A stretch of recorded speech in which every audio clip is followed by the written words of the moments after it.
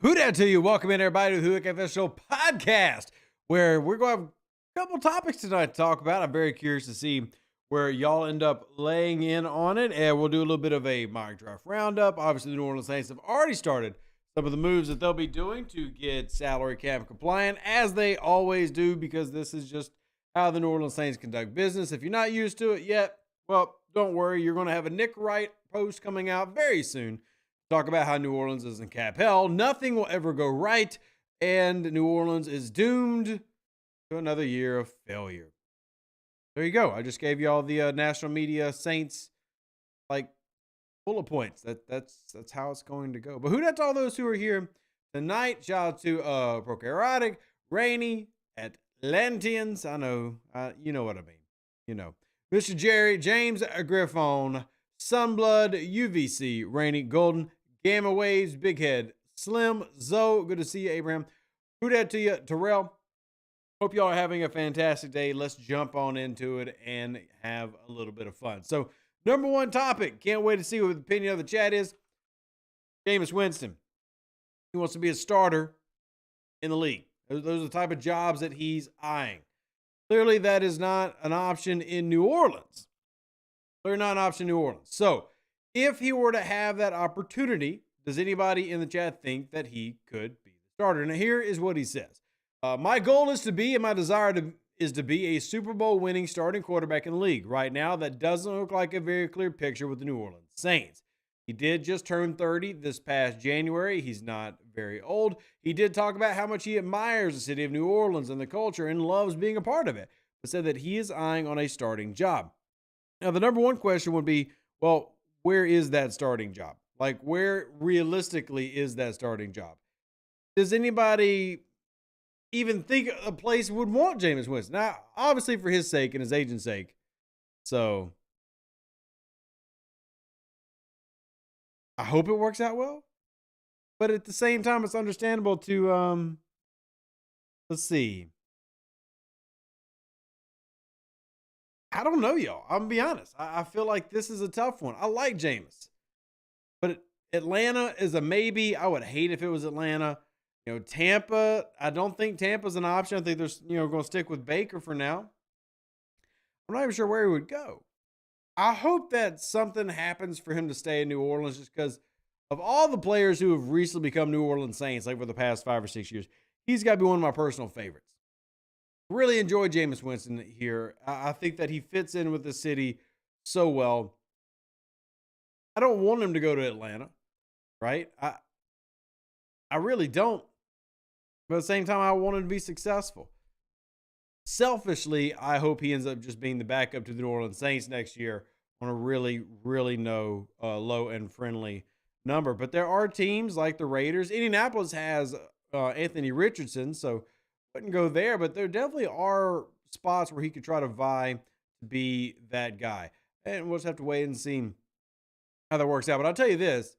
If he does make it onto another team in 2024 with the potential for starting, I'm going to be rooting for him. Love it or hate me for it, I will definitely be rooting for Jameis Winston. Mr. Jerry says, what is it when it comes to new players, why are Saints? You're talking about, Mr. Jerry, specifically. What do you mean? And don't go to the Falcons. Yeah, we never want a guy to go to the Falcons. I even felt bad when Morstead was there for like that very brief period. But Thomas Morstead still being in the league and still being a very good punter in the league, I think it's pretty dope, man. And we'll see how long he ends up remaining. For a while, I was worried that Morstead was going to be out of the league. I really was. I thought that Thomas Morstead wasn't going to get with the team because you remember after New Orleans let him go, he was with Atlanta and New York, and then went to Miami for 1 year and then came back to New York. So I'm really curious if he ends up being, in the league 3 or 4 more years. But yeah. Why? What is it when it comes to the NFL players? Why are Saints? Why is it because New Orleans is not a big market like Dallas? Or what are you saying, Mr. Jerry? What are you saying? You don't feel like players come to New Orleans? Because I feel like plenty of high-profile players have come to New Orleans. It's all around. At the end of the day, it's all about the money, right? It's all about the money. So thought Morstead was going to retire. Did he announce his retirement? If he would have, I would have missed it because I usually follow him on Facebook. that being Thomas Morris. I usually follow him on Facebook, but not as much his Twitter feed. Did he announce that on Twitter? Let me see. I haven't seen that, but if it got announced, let me know. I do know that he was down here in New Orleans for Mardi Gras, which is really heckin' cool. But I remember an announcement that he was retiring, and if he is, then he is. So I don't think the market size matters much in the NFL as it does in the NBA. I think NBA market size is definitely more important. You don't have a lot of guys wanting to come to New Orleans, but you do have like some homegrown talent that obviously New Orleans has gotten, and I think have done a really decent job with this year. I'm hoping that that maintains. They're currently playing the Rockets. For those curious, the Rockets are a below 500 team, and hopefully the New Orleans Pelicans do not play down to them. They should be the better team in that one, but we'll see. I know Zion is playing tonight, so see how Zion does. But anyway, yeah, as far as that goes, I do think that as far as the NFL, the market size really isn't as big of an issue for the players as it is for the NBA. So, yeah. Saw a petition for Morstead to come home. I have not seen that, but I mean, he basically lives here anyway. I mean, I think New Orleans has become his home. So, I think that's become his home. I think that that's just something that I could see him living here the rest of his life with his family. So,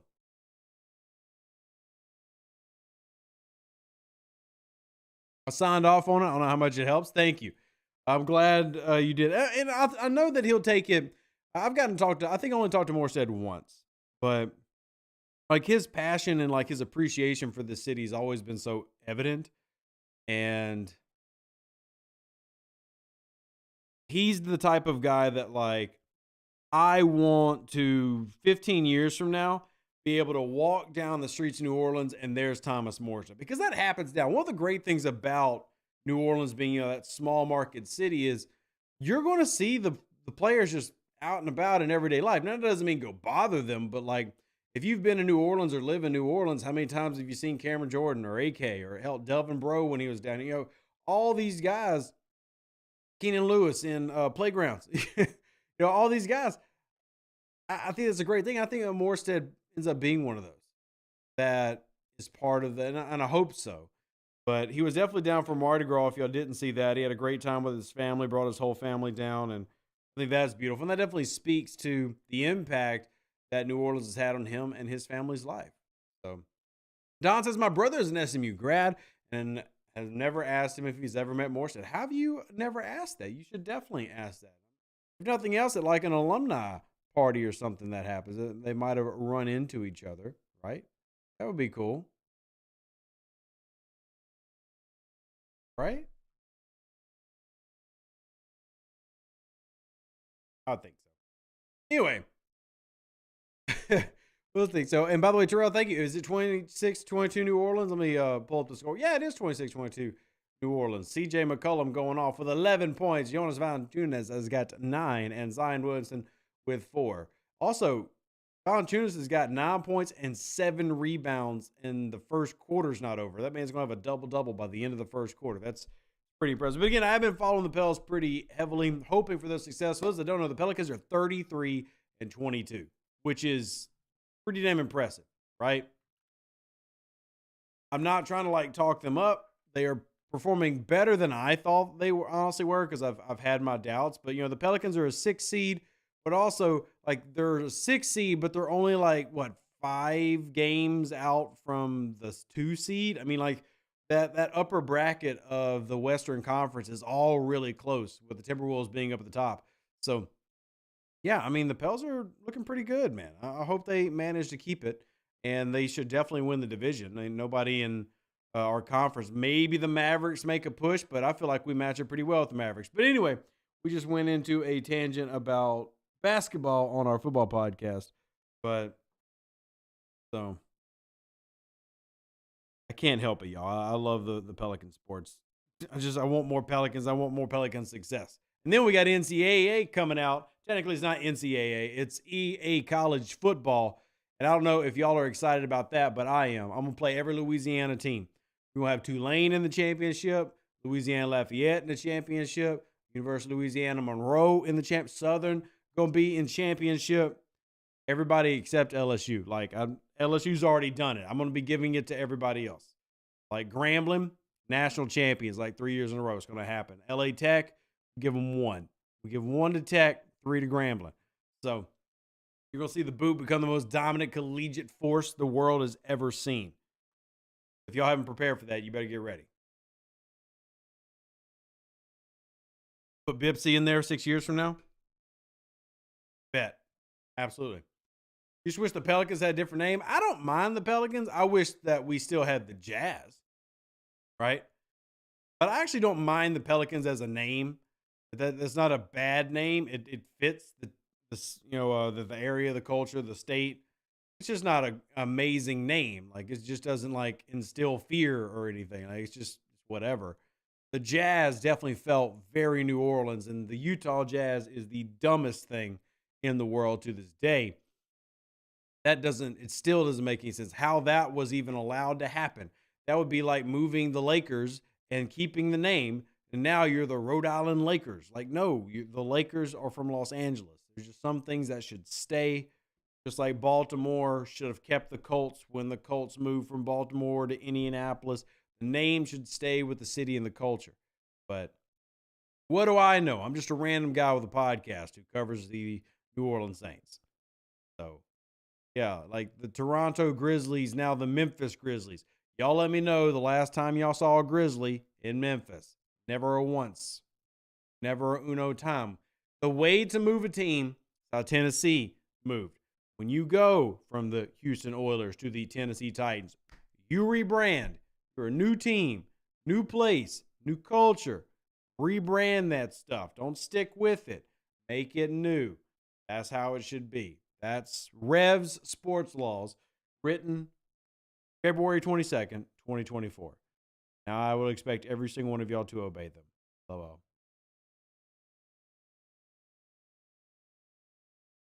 Memphis Jazz and Utah Grizzlies make more sense. That does make more sense.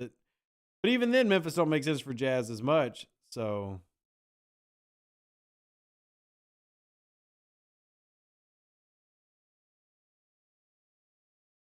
let's see. Who dat to you, T Dirty? How you doing, man? Welcome into the Who Dat Confessional / New Orleans Pelicans podcast. The other piece of news is we did have the New Orleans Saints start moving some of their salary cap restructuring. Eric McCoy gives them $7 million. They are now, I believe, down to $70 million on the dead cap numbers, or in the negative. They're making their moves. Yeah, they're negative 74 right now. They're expecting a higher salary cap this upcoming season than previously anticipated. So that's going to help out the New Orleans Saints. And they're already starting to make their moves to, move down and get their cap back. And here we're going to see Derek Carr. I'm very curious, the Ramczyk and the Alvin Kamara and Cameron Jordan contracts, how those are going to work. DeMario Davis. So very, very curious what they're going to do with all these different numbers. But yeah, so far you're starting to see some of the movement. I'm very excited about the offensive coaching staff, which we now have kind of locked in. All the assistants, they're there. So here's your offensive coaching staff. Now, there are a couple assistants that got added in that have not been listed on the website, but Clint Kubiak, offensive coordinator. Clancy Barone, tight ends. John Benton, offensive line. Rick Dennison, senior offensive assistant. Jari Evans, offensive assistant. Derek Foster with the running backs. Denarius McGehee, assistant wide receivers coach. Mike Martinez is DA's assistant. Andrew Yanako, quarterbacks coach. Kevin Petrie, who was here previously, so was Jordan Traylor. And then Keith Williams is going to be your wide receivers coach. So almost an entirely new, fresh look, to the point, like, if you go to the New Orleans Saints website to look at the coaching staff has got John Benton in his 49ers shirt, Rick Dennison in his Vikings shirt, Derek Foster in the Chargers, Denarius in his Texans, and then Andrew in his Chicago Bears. So they haven't even updated their pictures yet to wear the New Orleans Saints colors. So, but that's pretty neat. We now see the vision. We can start, theorizing what things are going to be, and yeah, hopefully get a little bit of hype, right? Cool Sports says, I like Jameis, but he isn't coming back. Not after the way things went down at the end of the season. I agree. It's extremely unlikely. So I want him to be successful. That's more my goal. So that's more my goal. But at the same time, am I selfish? Yes, I'm selfish. I would absolutely love him to stay around in New Orleans. Do I think it's going to happen? Absolutely not. For team reasons like DA and then also him wanting to be a starter, it is very clear that that's not going to happen in New Orleans. Just not. They're not going to give him that. Aaron says Jameis is and always has been a bust. Sean Payne is the only reason his career has continued this long. See, I don't agree with that. Like, I don't think he was a bust, but I guess it depends on your expectations. Jameis Winston, here's why I say he wasn't a bust. Because Jameis Winston started 80 games as a pro, which is a little low. Keep in mind he's been in New Orleans the past 4 years. Made a Pro Bowl, was second in Offensive Rookie of the Year, and he's thrown for 141 touchdowns. That's not bust. It's just not great. He didn't live up to the potential being the first overall pick. That is completely fine. But I definitely can't call him a bust. I can't call him a bust. I don't think that he's near anywhere to the upper echelon of quarterbacks, but I don't think I can call it a bust. Although it's all about expectations too. When you draft a guy first overall, you expect fantastic results. And you never really got that with Jameis. So you got some very intriguing seasons. I mean, as much trash as he gets for the 30 interception season, not the first quarterback to throw 30 interceptions, but he also threw over 5,100 yards that year. He led the league in completions and attempts. And I think that mattered, led the league in attempts. And I'll look at other guys around the league that have had rough years. In a lot of ways, Jameis reminds me of Favre because Favre threw 29 interceptions in 2005. Only 20 TDs, 29 interceptions. But nobody trashes Favre that he was, boo-boo garbage. Hell, you can go back to his second year as a starter, 24 interceptions. He led the league in interceptions 3 times. None of this is to say that Jameis is a Hall of Famer. I'm just saying that if you found a guy who could start basically 100 games, I mean, he clearly was okay. Was he a stud? No. I think there's circumstances that were outside of his control, like how they handled his injury situation, but I wouldn't call him a bust. I would say the bust are the Jamarcus Russells. And we've always used that as kind of like a standard, right? So let's bring up Jamarcus Russell and compare. And heck, if this ends up being closer than I expected, then yeah, let's see. Jamarcus Russell, Pro Football Reference. So Jamarcus Russell obviously got drafted by the Raiders, played 3 seasons, so he only started 25 games. And in those 25 games, he threw 18 touchdowns. First overall pick of the NFL draft. Literally played 25 starts and only threw 18 touchdowns and 23 interceptions. By comparison, your guy, Jameis Winston, has started in 80 games and thrown 141 TDs. So, yeah, it's not a bust. Did he end up being what we wanted him to be? No, of course not. But I've always been very picky about the bust title. So, that's kind of where I'm at. So, when we played the Bucs, were you ever scared of Winston? Yeah, absolutely. I remember doing film studies on him. I'm not saying that I feared him the way that I fear Brady, but absolutely. Absolutely. So,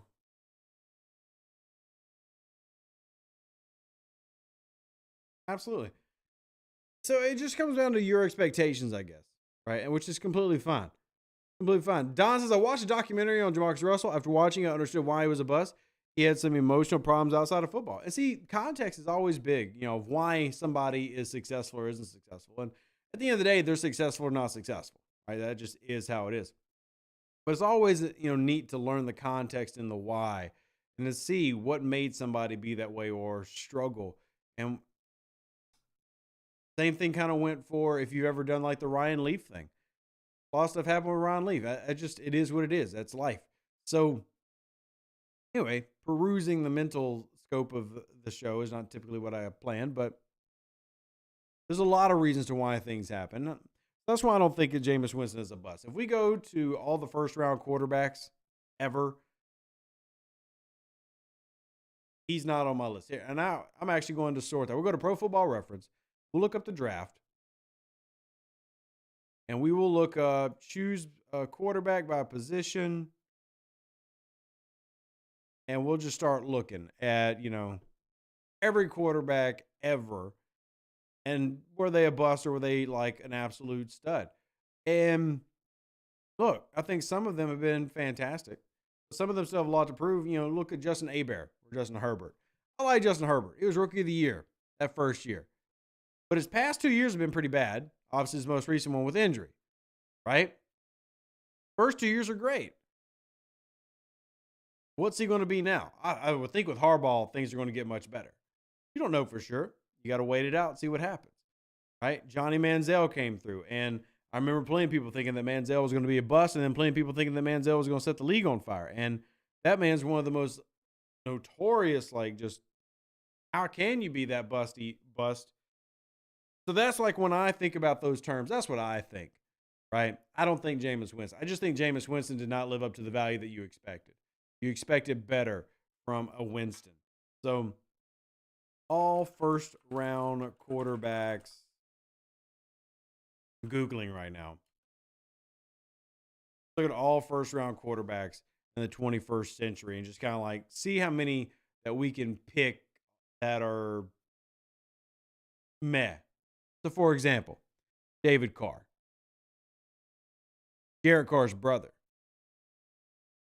What about David Carr? Is that a bust? And this is the joys of doing this when the season's out, because we actually can think about these topics. David Carr spent 10 years in the NFL, but obviously wasn't a starter after 2006. So he's with Houston for 5 years as a starter. Then he got yanked, never started again. But this was the first overall pick.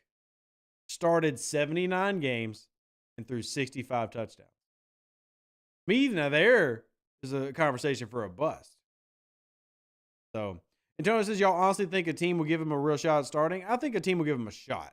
Do I think that he makes it? No, but I think that he'll get a shot. I really do. I really do. So, I think he'll get a shot. I don't necessarily think that he'll win, but I do think that he will go to a place where they will have an open quarterback competition and he's going to have a shot to be the starter. I do think that he's going to have that opportunity. Do I think he's going to capitalize on it? I don't know. I really would lean towards no. But I do think that he's going to get that opportunity. So, if nothing else, just like Mr. Don says, he can, sell the idea of him being a bridge quarterback. And if the Jimmy Garoppolos of the world can kind of get passed around team by team and get opportunities to continue starting, I don't see why Winston shouldn't. And I'm really not trying to be a jerk to Jimmy Garoppolo, but Jimmy Garoppolo obviously had an opportunity with New England. Then he did the San Francisco thing for years where he was the quasi being trained, and then had a couple years where he was the starter, and then he just did the Raiders thing. And I've never watched Jimmy Garoppolo and went, that's a franchise quarterback. But he has now had 3 teams to impress, have an opportunity to start with. I'm counting New England because they could have chose to keep him as a really high-end backup, because they have done that before with guys like Brissett before they moved him on. I've never seen it. Yet he continues to get opportunities. So if he can get that, then Winston should. I don't think that he makes it, but I think the opportunity is going to be there. Opportunity's there. Who's the best backup quarterback in Saints history? Probably, if you're just talking about pure talent, the most talented backup quarterback in Saints history is probably Jake Delhomme. But how are we quantifying that? Like Jake Delhomme's 2 years in the league, his first 2 years and his formative years of him actually getting trained and working on his mechanics were in New Orleans. And then he went to Carolina and popped off. And then he went to Carolina, Ended up starting 96 games in his career and threw 126 touchdowns. Was a Pro Bowler, comeback player of the year, second place in 2009. Probably Jake Delhomme. You could also put Aaron Brooks in that category that Mr. Don just did. So there you go. Don says, I never trusted Manziel just because of his size mainly. A small quarterback with a noodle arm going to the Browns was an easy bust prediction. It was. Obviously, situation matters. So there are some places I think could have used a Johnny Manziel and like made him semi-effective. I just think it's very limited, right? Like extremely limited where he could have gone and been successful. You have guys like Patrick Mahomes that think could go almost anywhere and be successful. So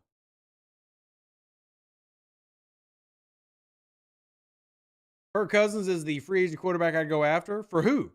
Cool Sports. Because there's no real difference between Derek Carr and Kirk Cousins. There's no real difference. I'm sorry, there's just not.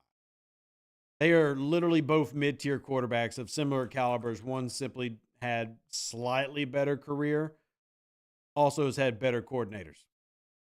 And that's not a Derek Carr excuse thing. That's just a actual thing.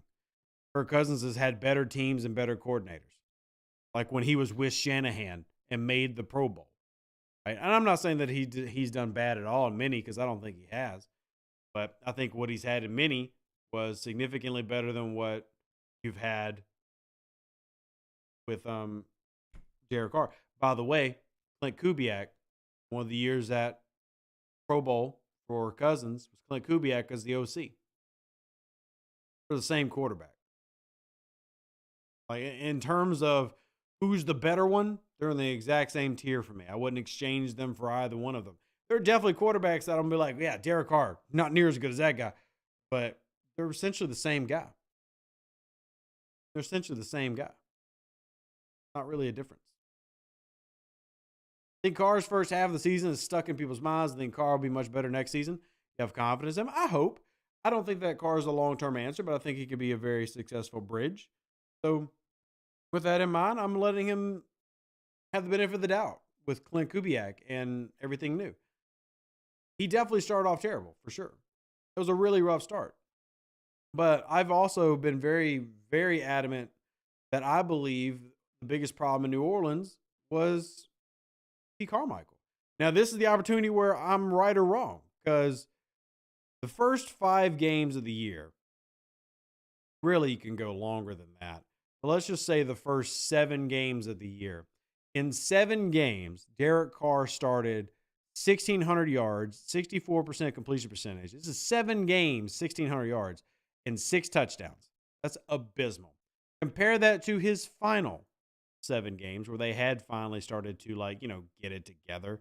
That's going all the way back to Atlanta. Well, that 7 games was 1,600 yards, but 15 touchdowns to only 4 interceptions, throwing 72%. So surely you saw obvious improvement for him as the season went on. Great. And I hope that they figure that out with Clint Kubiak running the offense. And I do think that he can elevate Derek Carr a little bit, but I don't think that Derek Carr is going to just pop off the page and everybody's like, hey, top 5 quarterback there. But that's me. That's me. I do think that he definitely improved, and I think that he can be a guy that reaches that 30 touchdown mark, which is exactly what Kirk Cousins has been. Kirk Cousins has had a 30 touchdown season 3 times in his entire career. Derek Carr has not had a single one, though he did get really close. I'm sorry, he's had one, and he's gotten close 2 other times when he threw 28 and 27, this year 25. Had he had just a slightly better first 7 games, he probably would have thrown 30 this year, but coulda, woulda, shoulda, right? So again, they're very close in terms of who they are. And remember, when he was at his best, that's when you talk about when Derek Carr was at his best. You talk about obviously the year that he that he received MVP voting, right? Well, that was Musgrave as the offensive coordinator, who is historically a solid offensive coordinator, most recently with Denver. And before that, was with Oakland, and he had multiple top 10 years. It wasn't amazing, but he was good. And now he's with the Cleveland Browns, I believe. And again, that's not just like, oh, he's wonderful, but if that was like the best you had for Derek Carr was Musgrave, we're talking about guys like Kirk Cousins having the minds of Kubiaks and Shanahan, because that 2016 season, that was who all was there? There, Sean McVay was there. That's when Sean McVay was there in 2016. Obviously, same tree right under Jay Gruden. That's yeah. I mean, I think that when you have all those different names and all those different connections, he's definitely had better opportunities. So hopefully you see that with Carr. Hopefully you see that. There's no guarantee though. Derek Carr's got to come out and show it. Carl says I'd take Kirk Cousins over Derek Carr. That's fine. But I think people see Kirk Cousins as better than he actually is, and Derek Carr is worse than he actually is. And this is just nothing to do with either one of them. For me, this just goes back to the importance of coaching in the NFL and how much it has an impact that people don't see. Like the difference between a Derek Carr and a Kirk Cousins to me is negligible.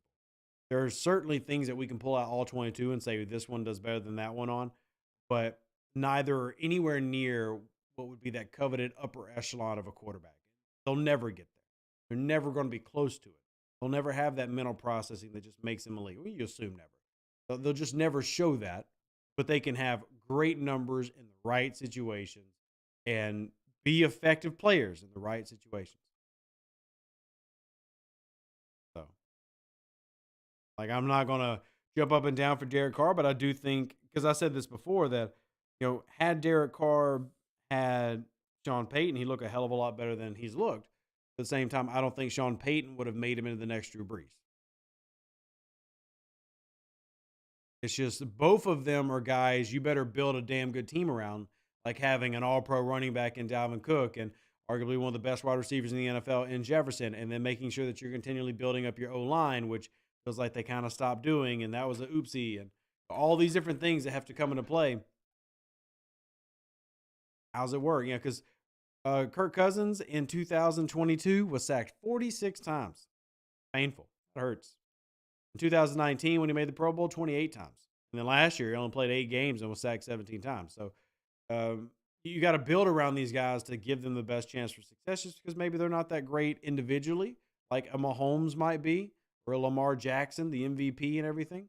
But you can still win with them. You just got to build around them to have that team that can take you to that top and win. You go from there. So that's just my thoughts on it. And none of that's meant to be trashing either one of them. I just think that if you had Kirk Cousins on your team and you have Derek Carr on your team, your need is the exact same. Both those teams are looking for franchise quarterbacks. Both of them. Both those teams are looking for franchise quarterbacks. There's no difference. Like, it's the same thing if you put up Baker Mayfield up there. Baker has a better streak to go hot and cold. I would say that out of the three, Baker Mayfield's the one that can go the hottest of hot at any given time. But he also has a lot more cold in him than Derek Carr and Kirk Cousins do historically. Like when Baker Mayfield is on, and he doesn't stay, the burners don't stay on very long. When Baker Mayfield is on, the dude's not so good. Like, I don't know if y'all watched it, but y'all watched the end of the season this year when he played Green Bay. That dude had a perfect quarterback rating, looked freaking phenomenal. Hell, the time that we played him at the beginning of the year, Baker Mayfield looked like he was going to be a Pro Bowler. Then go watch him play against Carolina. So it all comes again, context, coaching, all these different things matter when it comes to who's better or who could be better. And Paul is right that Kirk Cousins has done well against New Orleans. So what better way to guarantee a victory? Sign him to your team. Cool Sports says, I know our front office won't draft a quarterback, but if you were the GM, which quarterback in the draft would you maybe want to draft? Ooh, that's a tough one. When? Are we talking about our first round pick?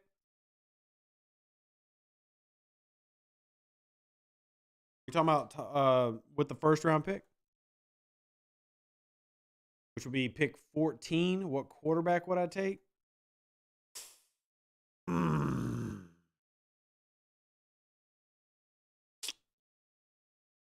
I hope Gundam's not around right now.